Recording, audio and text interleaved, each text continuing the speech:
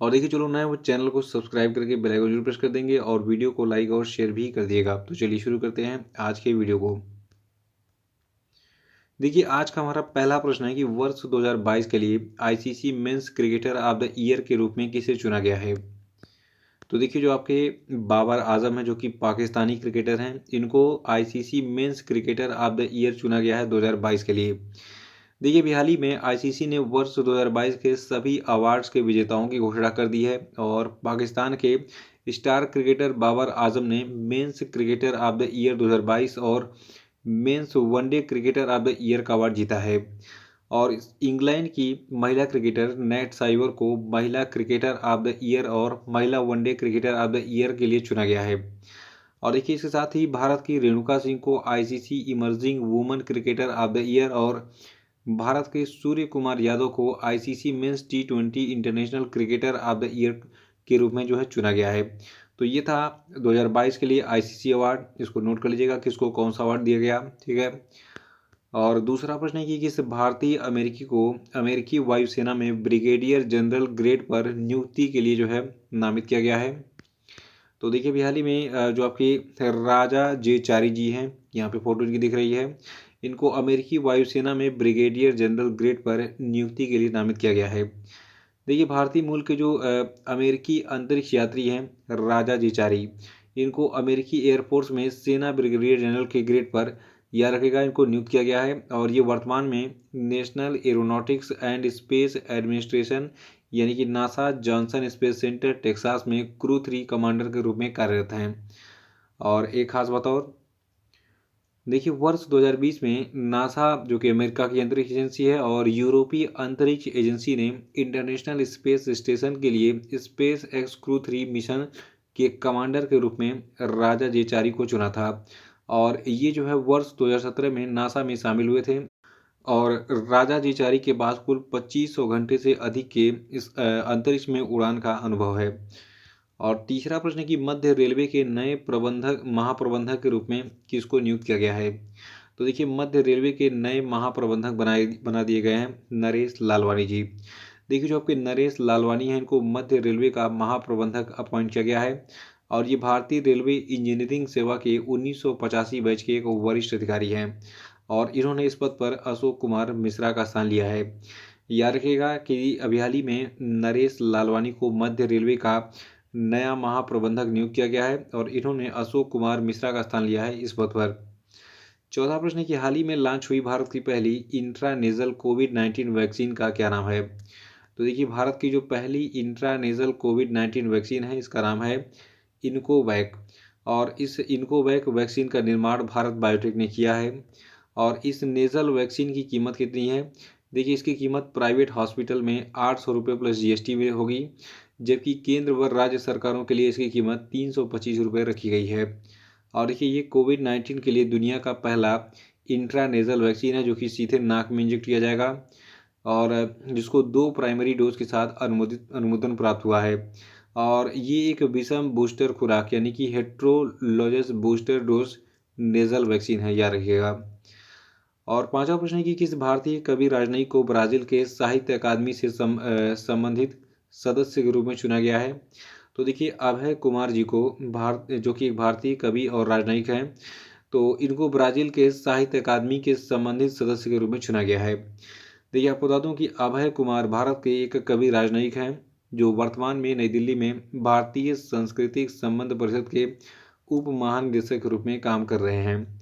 और छठवां है कि इसरो के आदित्य L1 प्रोजेक्ट के लिए visible emission line coronagraph payload का निर्माण किसने किया है।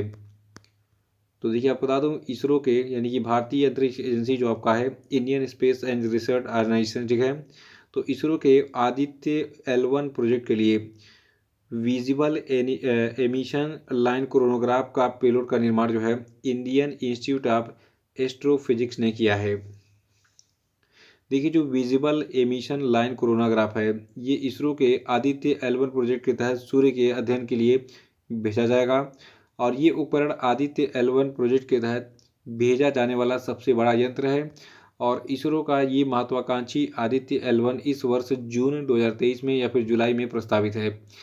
देखिए आपको बता दूं कि विजिबल एमिशन लाइन कोरोनाग्राफ पिलोट को विज्ञान और प्रौद्योगिकी अनुसंधान और शिक्षा केंद्र, ठीक है, यानी कि क्रेस्ट कैंपस में डिज़ाइन और तैयार किया गया है, जो कि बेंगलुरु में स्थित है। सातवां है कि वर्ष 2023 के पद्म पुरस्कारों के तहत इस बार कितने लोगों को पद्म विभूषण से सम्मानित किया गया। तो देखिए पद्म पुरस्कार बहुत ही इंपॉर्टेंट होते हैं, इसलिए मैं पूरा डिटेल में इसको जो है बताऊंगा आपको आज। देखिए 2023 के पद्म पुरस्कारों के तहत इस बार टोटल 6 लोगों को पद्म विभूषण दिया गया है। देखिए जो सबसे इंपॉर्टेंट चीज़ जो एग्जाम में पूछी जाएगी वो आपको इस पेज पे दिखेगी। बाकी नाम मैं आपको बता दूंगा किसको किसको कौन सा मतलब पुरस्कार मिला, ठीक है, मतलब किसको पद्म विभूषण मिला, किसको पद्मश्री मिला। देखिए इस बार ये अवार्ड कुल 106 लोगों को दिया गया है, ठीक है, और इसमें 6 पद्म विभूषण, 9 पद्म भूषण और 91 पद्मश्री पुरस्कार हैं। तो टोटल याद रखिएगा 106 लोगों को पद्म पुरस्कार दिया गया है। और पद्म पुरस्कार 3 कैटेगरी में दिया जाता है, और ये 3 कैटेगरी कौन कौन से हैं, ये 3 कैटेगरी हैं पद्म विभूषण, पद्म भूषण और पद्मश्री। देखिए इस बार ये अवार्ड जो है इस अवार्ड लिस्ट में 19 महिलाएं शामिल हैं, यानी कि इन 106 लोगों को जिनको पद्म पुरस्कार मिला है इनमें कुल 19 महिलाएं शामिल हैं। प्रश्न घुमा के पूछेगा कि इस बार जितने भी लोगों को पद्म पुरस्कार दिया गया उनमें कितनी महिलाएं शामिल थीं, तो टोटल 19 महिलाएं शामिल थीं। और इसके साथ ही आपको बता दूं इस लिस्ट में विदेशियों, एनआरआई, पीआईओ और ओसीआई की कैटेगरी के 2 व्यक्ति शामिल हैं, इसको भी याद रखेगा। और 7 व्यक्तियों को मरणोपरांत पद्म पुरस्कार इस बार दिया गया है। प्रश्न क्या बनेगा कि इस बार 2023 में कितने लोगों को मरणोपरांत पद्म पुरस्कार मिला, तो टोटल 7 लोगों को। इनमें जो पूर्व मुख्यमंत्री मुलायम सिंह यादव हैं ये भी शामिल हैं, मरणोपरांत इनको ये पुरस्कार मिला है। उत्तर प्रदेश के पूर्व मुख्यमंत्री याद रखेगा मुलायम सिंह यादव को, और पूर्व विदेश मंत्री एस.एम. कृष्णा और तबला वादक जाकिर हुसैन सहित कुल 6 लोगों को देश के दूसरे सर्वोच्च नागरिक सम्मान पद्म विभूषण से सम्मानित किया गया है, इसको याद रखेगा। देखिए भारत का सर्वोच्च नागरिक सम्मान आपको बताना चाहिए क्या है, भारत रत्न है। तो भारत रत्न जो है ये भारत का सर्वोच्च नागरिक सम्मान है। और उसके बाद भारत का दूसरा जो सबसे सर्वोच्च नागरिक सम्मान है ये आपका है पद्म विभूषण, और तीसरा है पद्म भूषण, और चौथा आपका है पद्मश्री पुरस्कार। ये क्रम याद रखेगा। अरेंजमेंट वाले प्रश्न एग्जाम में पूछे जाते हैं कि निम्नलिखित को अरेंज कीजिए कि भारत का कौन सा सबसे बड़ा नागरिक सम्मान है, फिर दूसरा कौन है, फिर तीसरा कौन है, इसको अरेंज कीजिए। तो सबसे बड़ा नागरिक सम्मान क्या है, भारत रत्न है, फिर उसके बाद पद्म विभूषण है, फिर पद्म भूषण है, फिर पद्मश्री है। देखिए एग्जाम में इसको ऐसे याद कर सकते हैं कि सबसे लंबा नाम कौन सा है, पद्म विभूषण, फिर उससे थोड़ा सा छोटा हो गया भूषण, और फिर सबसे छोटा हो गया पद्मश्री, ठीक है। तो इसको ऐसे याद कर सकते हैं, ये छोटा सा एक ट्रिक है। और देखिए आपको बता दूं 2023 में बाल कृष्ण दोषी को मरणोपरांत, जाकिर हुसैन को, एस.एम. कृष्णा को और दिलीप महाल नाविस को मरणोपरांत, और श्रीनिवास वर्धन को और मुलायम सिंह यादव को मरणोपरांत 2023 में पद्म विभूषण दिया गया है। यानी कि टोटल 3 लोगों को मरणोपरांत और 3 जीवित लोगों को, यानी कि टोटल 6 लोगों को इस बार पद्म विभूषण पुरस्कार दिया गया, जो कि भारत का दूसरा सर्वोच्च नागरिक सम्मान है। और देखिए भारत का जो तीसरा सबसे बड़ा सर्वोच्च नागरिक सम्मान है जिसका नाम क्या है, पद्म भूषण, ये टोटल 9 लोगों को दिया गया है। एक नाम कोई छूट गया है, इसको मैं कल ऐड कर दूंगा। तो देखिए 9 लोगों में से जो 8 के नाम है उसको फिलहाल नोट करिए। पहले का नाम है S.L. भैरप्पा, दूसरे का नाम है कुमार मंगलम बिरला, तीसरे हैं दीपक धर, चौथे हैं वाणी जयराम, स्वामी चिन्ना जियर और सुमन कल्याणपुर, और कपिल कपूर और सुधा मूर्ति, इन सभी को पद्म भूषण दिया गया है। और देखिए यहाँ पे पद्मश्री विजेताओं की बहुत लंबी लिस्ट है, सबको नहीं याद करना है। शुरू में मैंने देखिए जो पहले पेज पे बताया था उतना याद कर लीजिए, सारे प्रश्न वहीं से मिल जाएंगे। और देखिए यहाँ पे जो लिस्ट है इसका स्क्रीनशॉट आप ले लीजिए, आराम से नोट कर लीजिएगा, ठीक है। ये पहला पेज है और ये दूसरा पेज है। इनमें से आप बहुत लोगों को जानते भी नहीं होंगे ये कौन है, ठीक है।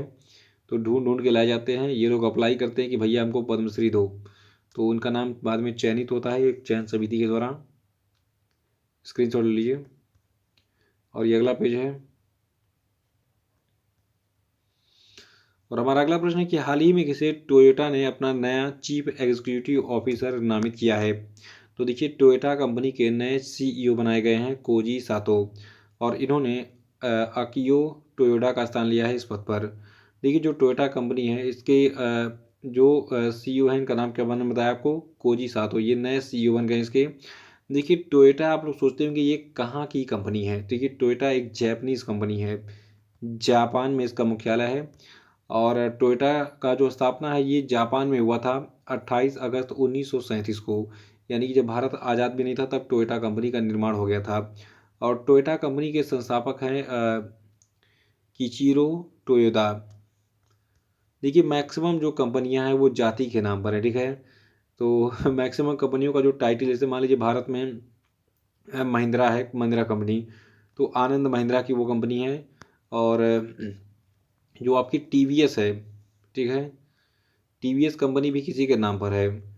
तो अभी पूरा नाम मुझे याद नहीं आ रहा है फिलहाल। तो ऐसे ही बहुत सारे नाम रखे गए हैं कंपनियों के।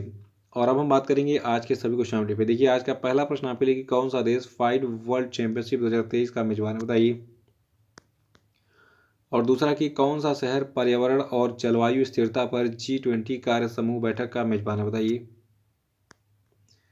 और तीसरा कि आधुनिक सिंचाई प्रणाली वाला नारायणपुर लेफ्ट बैंक नहर का उद्घाटन किस राज्य में किया गया है। चौथा प्रश्न आपके लिए कि इस राज्य में समुद्री अर्थव्यवस्था और कनेक्टिविटी केंद्र यानी कि centre for maritime economy and connectivity स्थापित किया जाएगा, बताइए। और पांचवा कि हर साल किस तिथि को राष्ट्रीय पर्यटन दिवस मनाया जाता है, बताइए। और अब हम बात करेंगे कल के पूछे गए सभी क्वेश्चन अपडेट के क्षेत्रों की। देखिए कल का पहला प्रश्न था कि न्यूजीलैंड के 41वें प्रधानमंत्री कौन बने हैं, तो देखिए इनका नाम है क्रिस हिपकिंस। और प्रसार भारती ने देखिए हाल ही में मिस्र की राष्ट्रीय मीडिया प्राधिकरण के साथ एक समझौते ज्ञापन पर हस्ताक्षर किया था। और देखिए जो भारत का पर्यटन मंत्रालय है ये लाल किले में 6 दिवसीय मेगा इवेंट भारत पर्व का आयोजन करने जा रहा है। ये आयोजन शुरू भी हो चुका है।